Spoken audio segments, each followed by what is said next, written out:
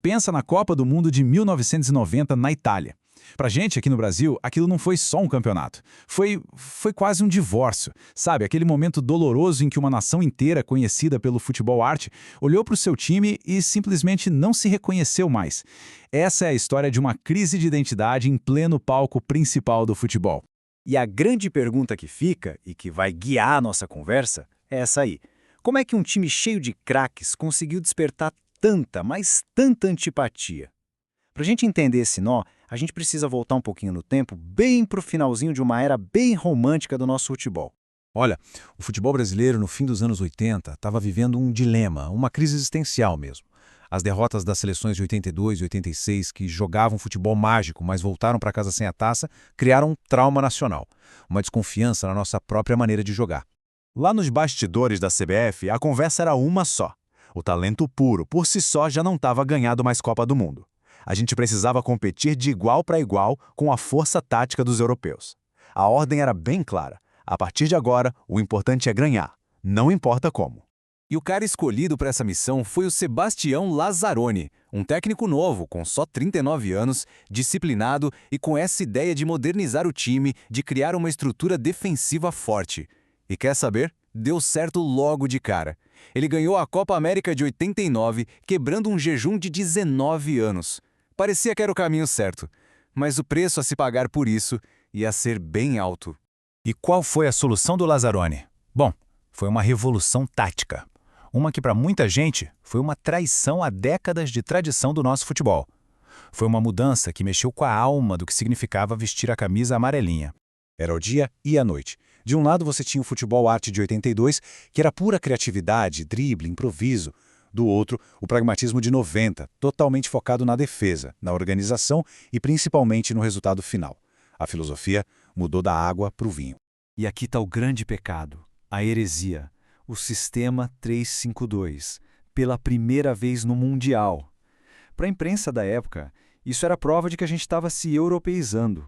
Era uma tática covarde que abria mão da nossa criatividade para focar só na segurança lá atrás. Na prática, o esquema funcionava assim. Mauro Galvão era o líbero, chefão da defesa. Jorginho e Branco, os alas, que em tese deveriam atacar, acabavam ficando mais presos na marcação. E ali no meio, Dunga, o cão de guarda. Era um time montado para ser difícil de tomar gol, não para dar espetáculo. E olha, se dentro de campo a coisa estava tensa, fora dele, era um caos completo. O ambiente daquela seleção era de briga o tempo todo, o que acabou criando aquela mentalidade de nós contra o mundo. Tudo começou lá nas eliminatórias, num dos episódios mais bizarros da história do futebol. O goleiro do Chile, o Rojas, fingiu que foi atingido por um sinalizador. Ele usou uma lâmina de barbear que estava escondida na luva para se cortar. A farsa, claro, foi descoberta, o Brasil ganhou o jogo, mas esse episódio criou um clima de paranoia, de estresse, que o time levou com ele para a Itália. E a guerra não era só com os de fora, não. Tinha uma batalha acontecendo dentro de casa. Os jogadores, insatisfeitos com a grana dos patrocínios, fizeram esse protesto silencioso, que virou um ícone. Na foto oficial, todo mundo escondeu a marca do patrocinador. O grupo estava rachado e batendo de frente com a própria CBF. Com todo esse cenário conturbado, o Brasil finalmente estreia na Itália. O time até conseguiu as vitórias na primeira fase, mas a cada jogo que passava, parecia que perdia um pouco da sua alma e do apoio de quem assistia. A estreia foi contra a Suécia, uma vitória sofrida, por 2-1 de virada. O resultado veio, mas aquele futebol bonito que todo mundo esperava não deu as caras. Logo depois, o jogo foi contra a Costa Rica, e o padrão se repetiu. Mais uma vitória magra, por 1-0. O time criava muito pouco, parecia engessado, previsível demais. E para fechar a fase de grupos, contra a Escócia, adivinha só? Outro 1-0 suado. Resumindo, 3 jogos, 3 vitórias, 100% de aproveitamento. Mas o sentimento geral era de pura frustração. O Brasil parecia que jogava com medo de perder e não com vontade de ganhar e encantar.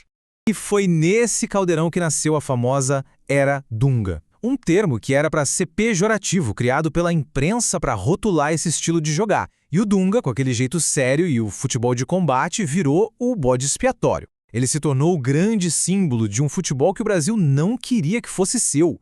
Aí a gente chega no momento da verdade. Oitavas de final. Um dos maiores clássicos do futebol mundial. Brasil contra a Argentina, do Diego Maradona, lá em Turim. O palco estava montado. E a tragédia daquele dia pode ser contada pelos números. O Brasil simplesmente amassou a Argentina. Dominou o jogo, teve muito mais posse de bola, mais que o dobro de chutes a gol, acertou a trave 2 vezes, foi um massacre que, inacreditavelmente, não virou gol. A pergunta que não quer calar é: como? Como foi possível perder aquele jogo? E a resposta é uma mistura terrível de um lance de pura genialidade com outro de pura trapaça. Primeiro, o escândalo. Durante uma pausa no jogo, o nosso lateral branco pegou uma garrafa de água que veio do banco argentino. Minutos depois, ele começou a passar mal, a sentir tontura. Ali nasceu a suspeita que virou uma lenda por décadas, a história da água batizada. O relato do próprio Branco dá a dimensão do que aconteceu. Ele disse que o estádio começou a girar, que tudo balançava. Ele chegou a pedir para sair no intervalo. Alguma coisa estava muito, mas muito errada. Anos depois, a confissão veio. E veio da boca do maior ídolo argentino. Maradona admitiu que colocaram roipinol, um tranquilizante, na água. O que era desculpa de mal perdedor virou fato. E foi com o Branco meio grogue em campo que Maradona fez aquela jogada genial e o Canija marcou o gol da eliminação mais amarga da nossa história. A eliminação foi um soco no estômago. Foi devastadora.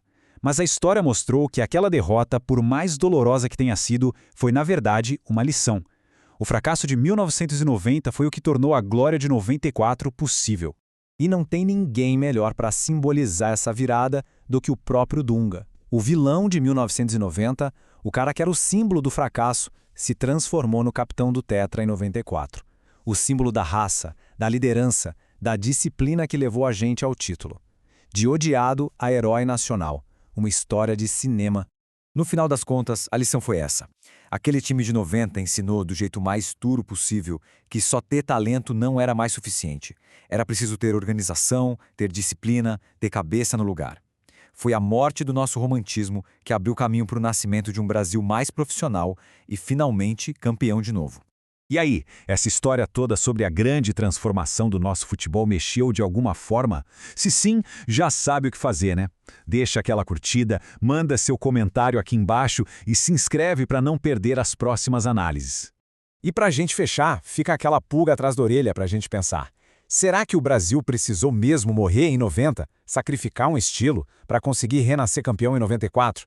É uma pergunta forte, que talvez diga muito não só sobre a história do nosso futebol, mas um pouquinho sobre a nossa própria identidade. A gente se vê na próxima.